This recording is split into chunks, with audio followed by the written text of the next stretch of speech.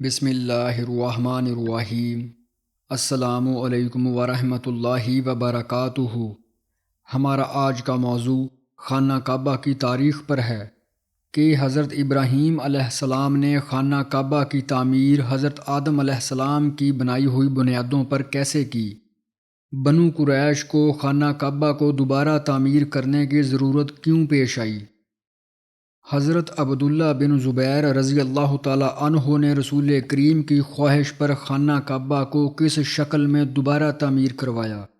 حجاج بن یوسف نے خانہ کعبہ کو کیوں شہید کروایا، اور سب سے آخر میں عثمانی خلیفہ سلطان مراد چہارم نے خانہ کعبہ کیسے تعمیر کروایا جو آج تک موجود ہے۔ اپنے موضوع کی طرف بڑھنے سے پہلے ہماری تمام احباب سے گزارش ہے، ایسی مزید ویڈیوز دیکھنے کے لیے ہمارے چینل کو لائک، سبسکرائب اور شیئر ضرور کیجیے۔ تمام قسم کی حمد و ثنا اللہ تعالیٰ کے لیے ہے جو کائنات کا خالق و مالک اور پیدا کرنے والا ہے۔ اس کے پیارے حبیب حضرت محمد صلی اللہ علیہ وآلہ وسلم پر بے حد و حساب درود و سلام ہو۔ ناظرین، خانہ کعبہ کی تعمیر 11 بار ہوئی۔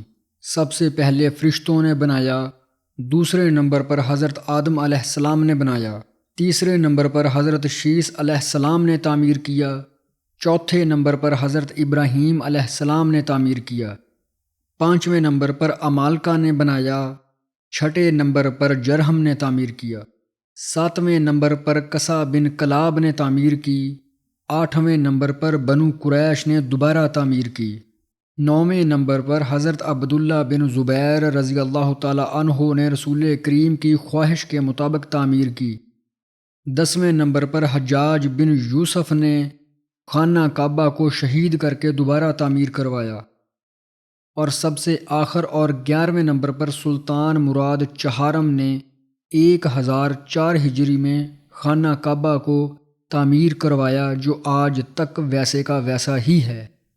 ناظرین، جب حضرت آدم علیہ السلام بہشت سے زمین پر تشریف لائے تو بارگاہ الہی میں عرض کیا کہ اے اللہ، میں یہاں نہ تو ملائکہ کی تسبیح و تکبیر سن سکتا ہوں اور نہ ہی کوئی عبادت گاہ دیکھتا ہوں، جیسا کہ میں آسمان میں بیت المعمور کو دیکھتا تھا جس کے ارد گرد ملائکہ طواف کرتے تھے۔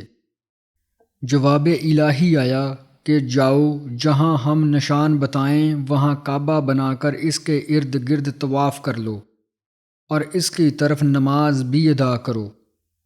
پھر حضرت جبرائیل علیہ السلام حضرت آدم علیہ السلام کی رہبری کے لیے آئے، پھر اس جگہ آئے جہاں سے زمین بنی تھی، یعنی جس جگہ پر جاگ پیدا ہوا تھا، اور پھر وہی جاگ پھیل کر پوری زمین بنی۔ حضرت جبرائیل علیہ السلام نے اپنا پر مار کر 7ویں زمین تک بنیاد ڈال دی، جس کو ملائکہ نے 5 پہاڑوں کے پتھروں سے بھرا۔ ان پہاڑوں کے نام یہ ہیں: کوہ لبنان، کوہ طور، کوہ جودی، کوہ ہرا اور کوہ طور۔ حضرت آدم نے بنیاد بھر کر نشان کے لیے چاروں طرف کی دیواریں اٹھا دی، اور حضرت آدم نماز پڑھتے رہے اور اس کا طواف بھی کرتے رہے۔ طوفان نو تک کعبہ اسی حالت میں رہا۔ اس وقت وہ عمارت تو آسمان پر اٹھا لی گئی اور یہ کعبہ کی جگہ اونچے ٹیلے کی طرح رہ گئی، مگر لوگ پھر بھی برکت کے لیے یہاں آتے تھے اور دعائیں مانگتے تھے۔ جب حضرت ابراہیم علیہ السلام کا زمانہ آیا تب کعبہ اسی حالت میں موجود تھا۔ تب اللہ پاک کا حکم آیا کہ اے میرے ابراہیم، خانہ کعبہ کو دوبارہ تعمیر کرو۔ حضرت ابراہیم علیہ السلام نے حضرت اسماعیل علیہ السلام کو لے کر خانہ کعبہ کی تعمیر دوبارہ شروع کر دی۔ اللہ تعالیٰ نے ان کی مدد اس طرح فرمائی کہ ایک بادل کا ٹکڑا بھیجا گیا تاکہ اس کے سایہ سے کعبہ کی حد مقرر کر لی جائے۔ حضرت جبرائیل نے اس سایہ کی مقدار خط کھینچا اور حضرت ابراہیم علیہ السلام نے اس خط پر زمین یہاں تک کھودی کہ حضرت آدم علیہ السلام کی بنائی ہوئی بنیاد نمودار ہو گئی، اور اس بنیاد پر عمارت بنانا شروع کر دی۔ حضرت ابراہیم کی تعمیر بغیر مٹی اور چونے کے تھی۔ آپ نے خانہ کعبہ کے اندر داہنی جانب ایک گہرا گڑھا کھودا جو کنویں کی مانند تھا۔ یہ نظر و نیاز کے لیے خزانہ تھا۔ اس کی گہرائی 3 گز تھی۔ آپ نے خانہ کعبہ کو چھت دار نہیں بنایا، نہ اس میں کوئی لکڑی کا دروازہ تھا۔ دروازے کی بجائے آپ نے مشرقی دیوار میں ایک کشادگی چھوڑ دی تاکہ خانہ کعبہ کے داخلے کی راہ معلوم ہو سکے۔ اس کی وجہ یہ تھی کہ لوگ بڑے دیانتدار تھے، خیانت اور چوری سے آشنا نہ تھے۔ نہ ان کے پاس سونا چاندی تھا، نہ وہ لوگ ہماری طرح مضبوط محلات میں رہتے تھے۔ آپ نے کعبہ کے 2 رکن رکھے، رکن اسود اور رکن یمنی۔ حجر کی جانب کوئی رکن نہ تھا، بلکہ وہ نصف دائرہ کی شکل میں گول تھا۔ حجر کی جانب پیلو کی چھت تھی جہاں حضرت اسماعیل کی بکریاں باندھی جاتی۔ خانہ کعبہ کا کوئی دروازہ نہ تھا، بلندی 9 ہاتھ تھی جہاں آج کل دروازہ ہے۔ یہ دیوار 32 ہاتھ تھی اور اس کے مقابل بھی دیوار 31 ہاتھ تھی۔ وہ دیوار جہاں حجر کی جانب پر نالہ ہے 22 ہاتھ چوڑی تھی اور اس کے مقابل کی دیوار 20 ہاتھ۔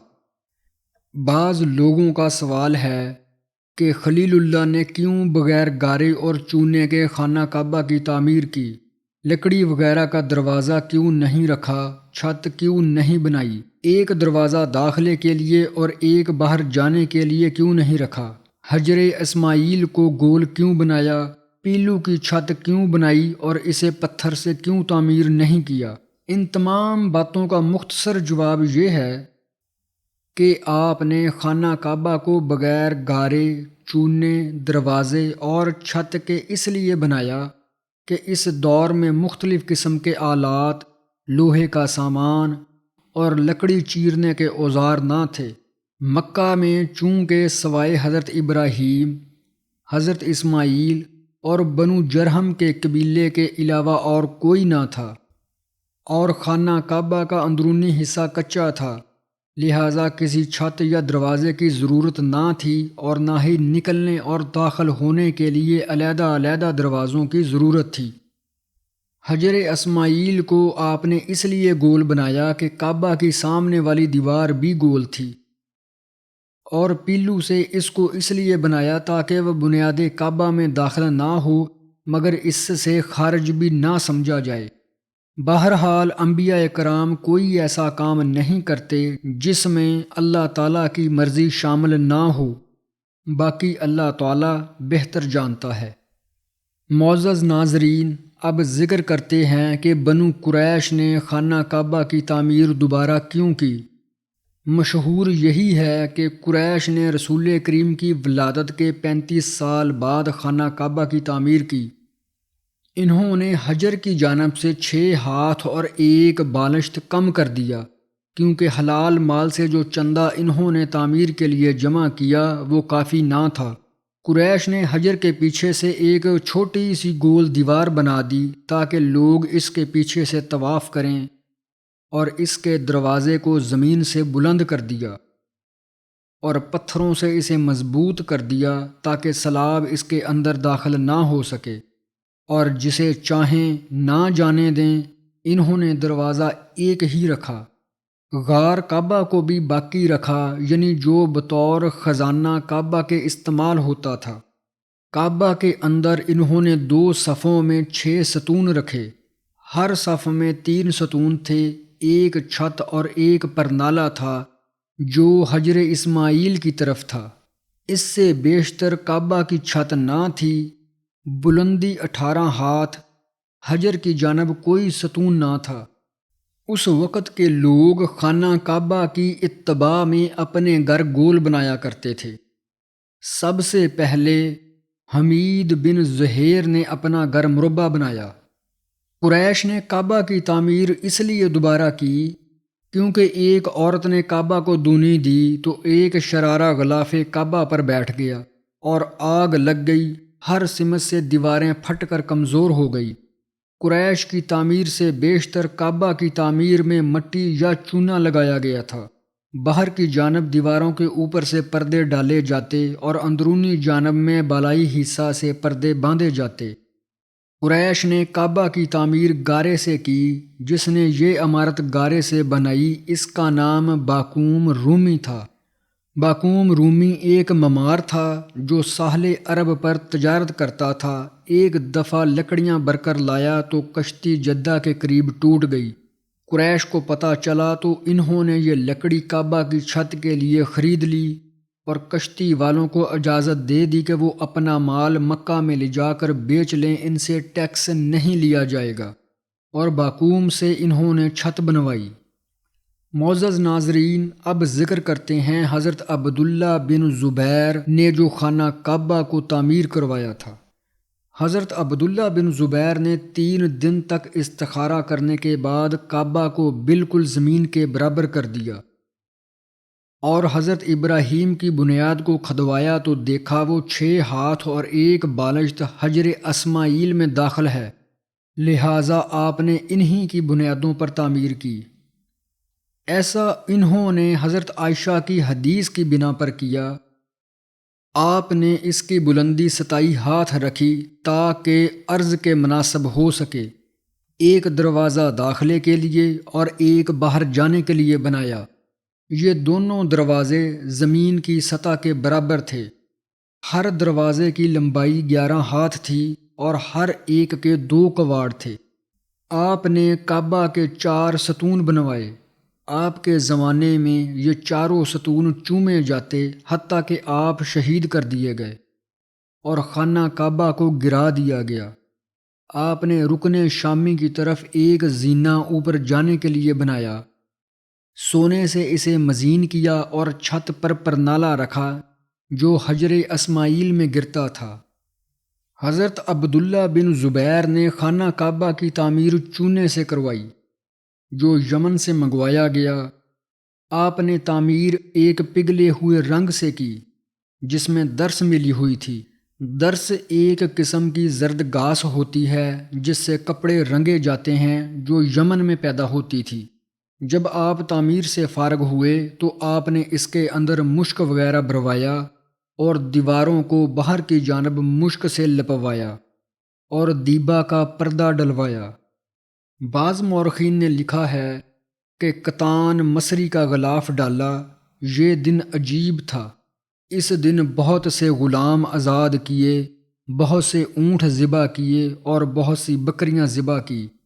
حضرت عبداللہ بن زبیر ننگے پاؤں نکلے اور آپ کے ساتھ بہت سے قریشی ننگے پاؤں نکلے اور عمرہ کے لیے احرام باندھا کہ اللہ نے انہیں ابراہیمی تعمیر پر تعمیر کرنے کی توفیق بخشی ہے۔ حضرت عبداللہ بن زبیر نے خانہ کعبہ کو رسول کریم کی خواہش کے مطابق اس لیے تعمیر کروایا کہ حضرت عائشہ سے رسول کریم نے فرمایا، تیری قوم نے خانہ کعبہ کی تعمیر کو چھوٹا کر دیا۔ اگر تیری قوم نو مسلم نہ ہوتی تو میں اسے سابقہ بنیاد پر ہی تعمیر کر دیتا۔ میں تجھے دکھاؤں انہوں نے کتنا حصہ چھوڑ دیا، تو آپ نے حضرت عائشہ کو 7 ہاتھ چھوٹا ہوا حصہ دکھایا اور فرمایا، شاید تیری قوم کو تعمیر کا موقع ملے۔ میں زمین پر اس کے 2 دروازے بناتا، ایک شرقی جس سے لوگ داخل ہوتے اور ایک غربی جس سے لوگ نکلتے۔ ناظرین، کیونکہ قریش نے مال کی کمی کی وجہ سے خانہ کعبہ کو چھوٹا کر دیا تھا۔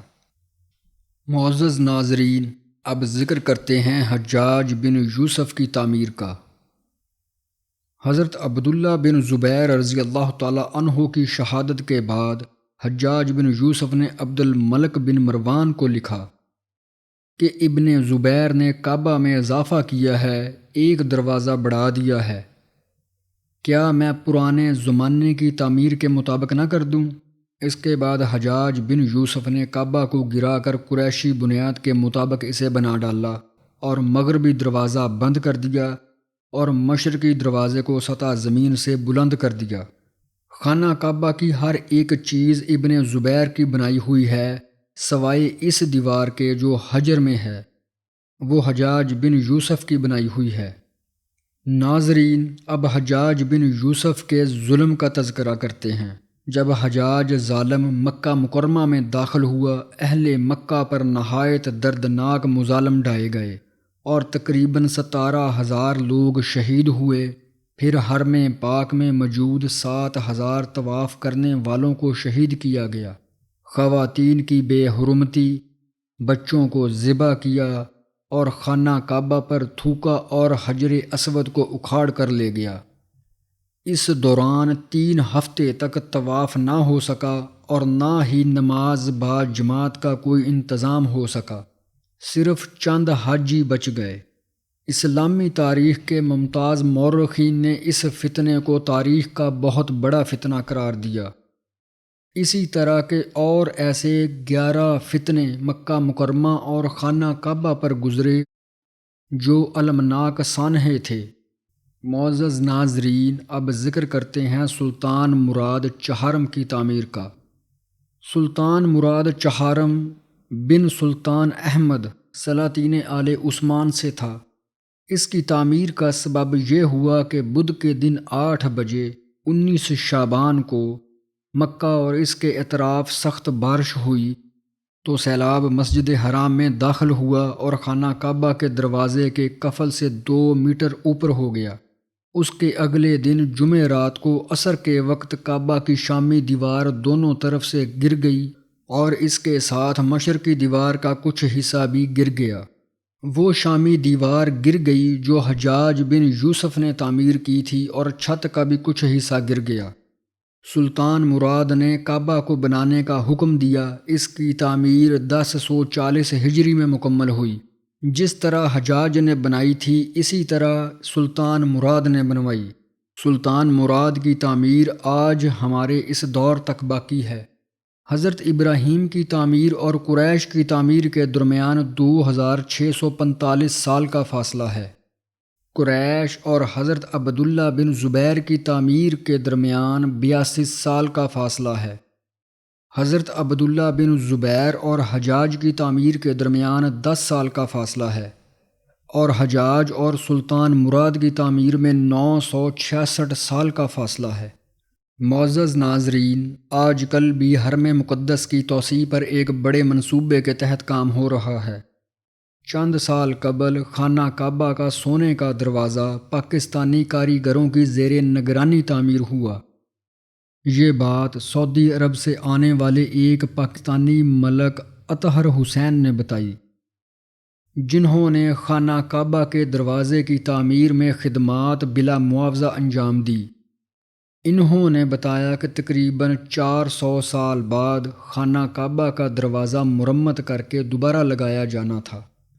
یہ واقعہ 1979 عیسوی کا ہے، جب سعودی حکومت نے خانہ کعبہ کے دروازہ کی مرمت اور سونے کا کام ایک سعودی سام نامی عربی کو سونپا۔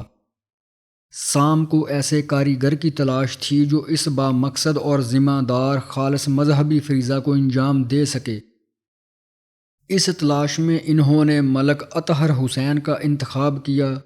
ملک اطہر نے بتایا کہ خانہ کعبہ کا دروازہ جو کہ ملتزم کہلاتا ہے، اس کے اندر کی سیڑھیاں بھی سونے کی بنی ہوئی ہیں، جبکہ ملتزم پر سونے اور وائٹ گولڈ سے نقش و نگار کا کام کیا گیا ہے۔ دروازہ پر نقش و نگار مشینوں اور ہاتھ سے بنائے گئے ہیں۔ انہوں نے بتایا کہ اس کی نگرانی میرے ذمہ تھی اور اس میں کئی ملکوں کے کاریگر حصہ لیے ہوئے تھے۔